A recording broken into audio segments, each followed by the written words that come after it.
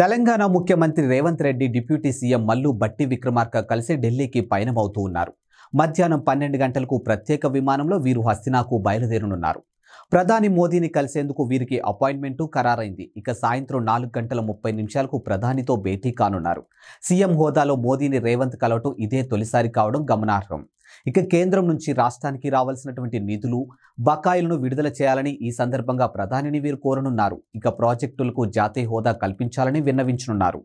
గత ప్రభుత్వం హయాంలో జరిగినటువంటి అవకతవకలపై మోదీకి వివరించే అవకాశమూ ఉంది. రాజకీయంగా బీజేపీ కాంగ్రెస్ల మధ్య బద్ధ విరోధం ఉన్న నేపథ్యంలో రేవంత్ విన్నపాల పట్ల మోదీ ఏ మేరకు స్పందిస్తారనేది ఆసక్తికరంగానూ మారింది.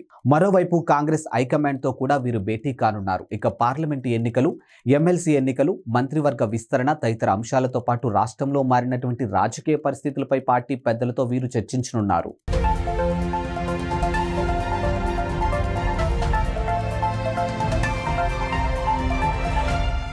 पूरा local, your choice for local voice. పూరా లోకల్ మీకోసం మా ఛానల్. మీ జిల్లాకు, మీ మండలానికి, మీ గ్రామానికి, మీ ప్రాంతానికి, మీ వీధికి, మీ ఇంటికి, మీ వద్దకి, ఎక్కడికైనా ఎప్పుడైనా మా పూరా లోకల్ ఛానల్ వస్తుంది. మీరిచ్చే సమాచారాన్ని అందరికీ చేరువయ్యేలా చేస్తుంది. మీ గొంతుకని ప్రతి ఒక్కరికి వినిపిస్తుంది. మీకు ఎల్లప్పుడూ అందుబాటులో ఉంటుంది మా పూరా local. Your choice for local voice. Pura Local.